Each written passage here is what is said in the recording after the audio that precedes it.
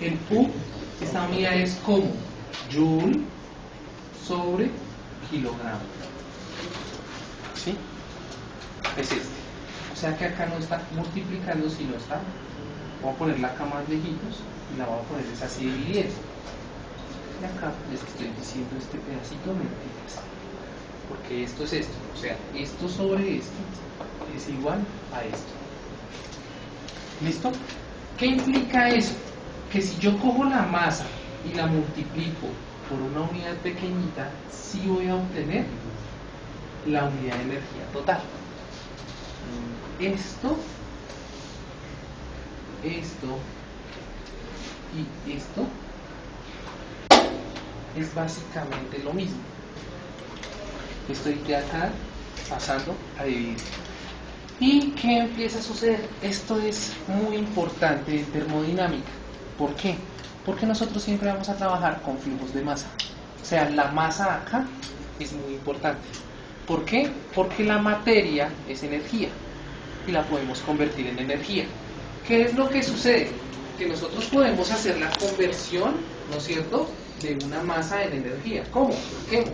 Si la quemo, estoy generando combustión y en ese momento estoy haciendo que esta masa cambie su estado y se convierta a una parte de energía y cambie, ¿cierto?, de estado.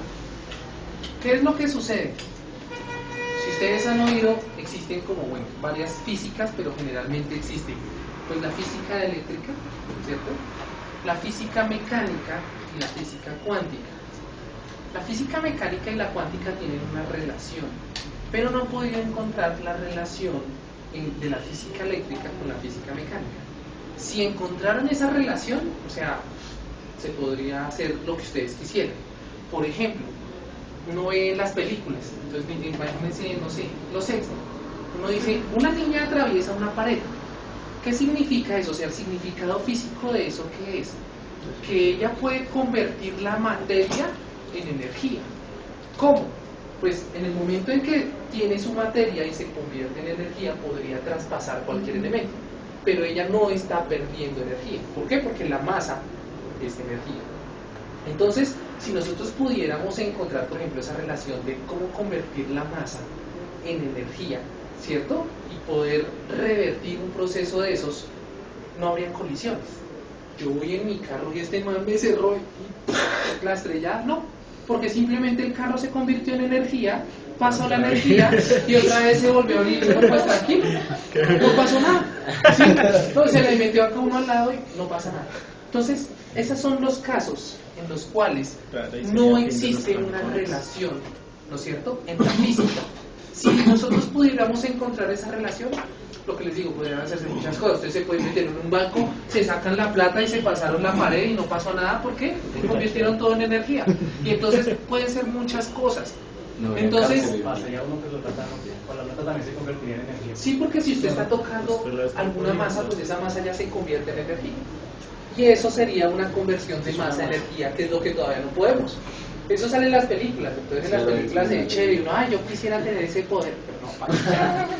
Esas relaciones, nosotros, o sea, si nosotros pudiéramos o alguien pudiera de pronto encontrar eso, y muchas películas hablan de eso, de cómo convertir la masa en energía. Que eso no se ha podido hacer, y eso sería una de las relaciones que pues nosotros estaríamos trabajando en la física, o están trabajando pues para poder encontrar eso.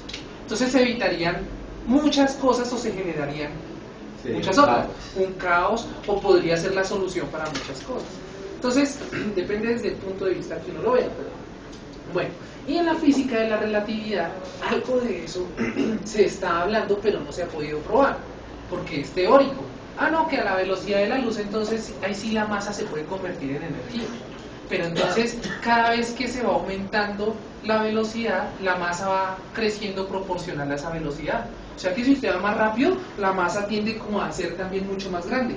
O sea que si es una velocidad tan grande, eso sería una masa enorme y tampoco se podría. Lo mismo, en ese caso, tampoco podría uno teletransportarse. ¿Por qué? Porque mi masa no la puedo convertir en energía y pasarla a otro lado, a otro sitio. Entonces lo que les digo, habría muchas soluciones en ese caso. Pero no hemos podido llegar a esos tipos de soluciones. Y eso es un problema.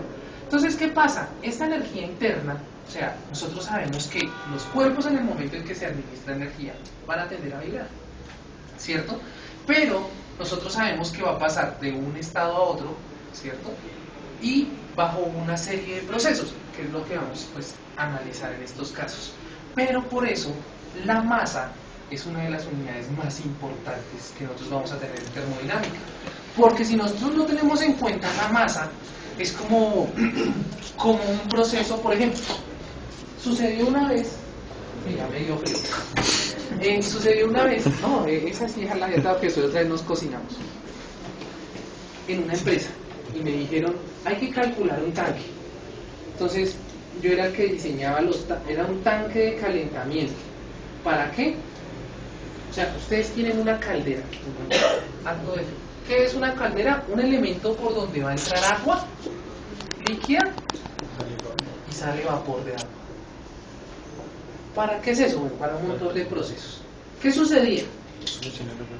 Ellos necesitaban meter agua y sacar vapor, pero si yo meto agua a una temperatura ambiente, no sé, 15 grados, ¿cierto? Y la voy a sacar como vapor, supuestamente como vapor, y digamos que ya está en vapor a nivel del mar, estaríamos a 100 grados Celsius.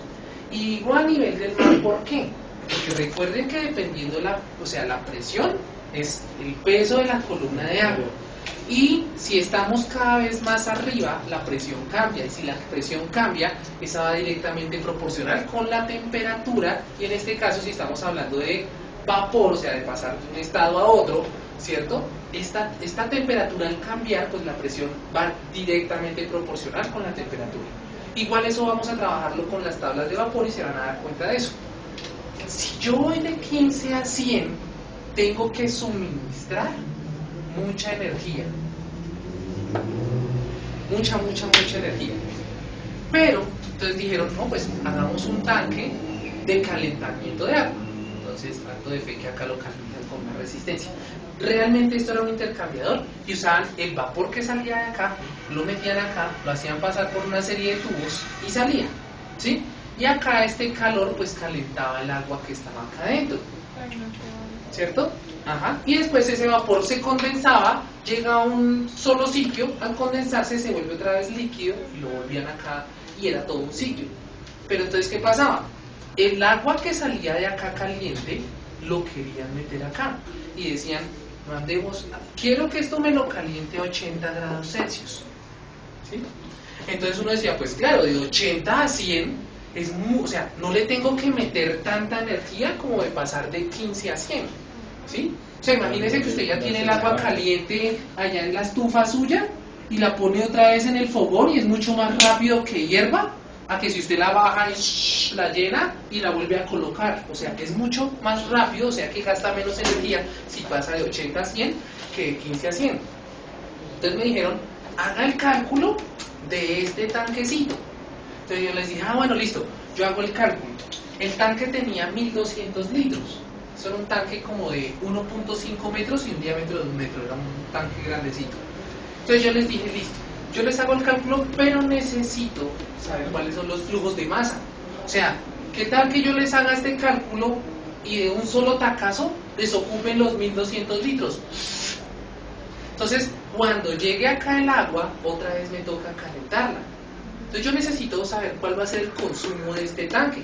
Entonces me dijeron, no, tranquilo, usted, o sea, calcúlelo como un estado estacionario. O sea, imagínese que este tanque siempre va a estar lleno de agua y usted solo necesita calentar. Y lo va a calentar una vez. Y con esa vez, entonces, acá salió un poquito, entonces acá entró un poquito y se calentó. Salió un poquito. Yo dije, bueno, listo. Pues eso es una cosa más chambona del planeta Tierra, pero pues yo la hago. Lo calculé. Sí, y es una chambonada. Y es súper chambón. Y les digo, ¿por qué? Porque yo no sé el consumo. ¿Para qué necesitan eso? No, que es para un proceso. ¿Cuánto va a consumir el proceso? Y es lo más lógico que uno tiene que averiguar eso. ¿Cuánto va a consumir? Porque yo me demoro, no sé, 2 horas calentando esto.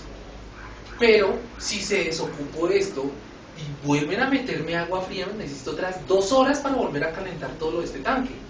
Diferente a si me están sacando 500 litros de 1200, entonces tengo que reponer solo 500, y el agua que estaba adentro caliente, cuando se mezcle con el agua fría, hago un promedio, se me baja mi temperatura, pero es mucho más fácil elevar esa temperatura que ya está medio calientica a volver a calentar todo otra vez cuando está frío.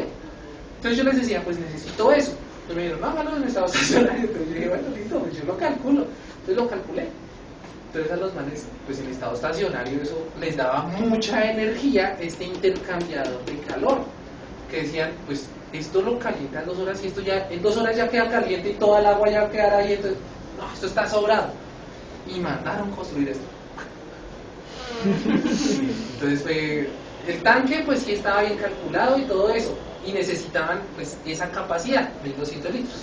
El problema fue el consumo de eso. Entonces, ¿qué pasó? Mandaron construir el intercambiador. Entonces, ¿cómo funcionaba ese intercambiador? Acto de fe que esto era como un tubo acá, ese tubo iba así, y acá esto iba con una división.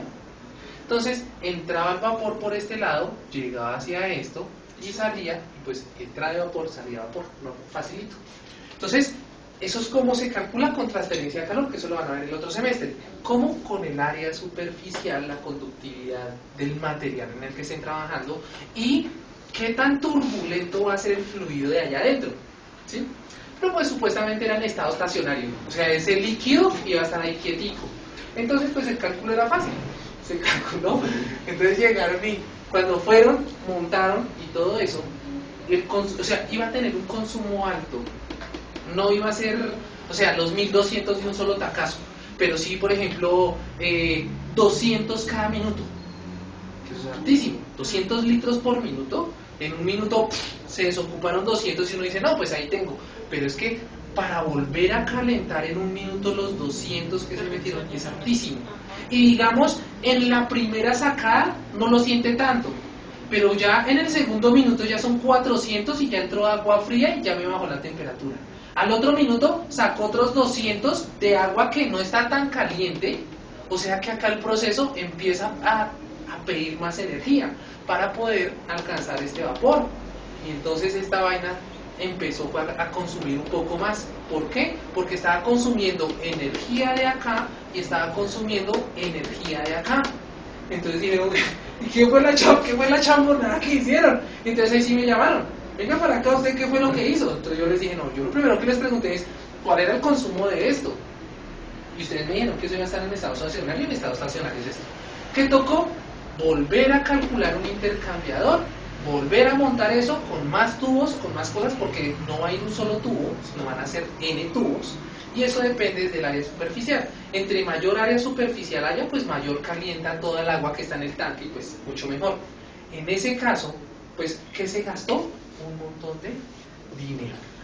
Y esto uno dice, vamos a hacer un intercambiador más, pero además se consumió más energía. ¿Qué es más energía? Al año, los gastos de combustible en una caldera son valores millonarios. De combustible, o sea, solo en esto. Y si necesita esto bombas para alimentarlo, el gasto de energía, ¡pum!, se dispara. Y entonces uno empieza a hacer sumas y sumas y sumas, más otra suma de un intercambiador, porque el que tenía tocó modificarlo y cambiar unas cosas y dejar lo que tenía. Y esos son bridas y materiales que van a estar soportando alta temperatura, o sea que tienen que ser o elementos en acero inoxidable o elementos en cobre para mayor transferencia. Y esos elementos valen platica. Entonces un intercambiador de estos, uno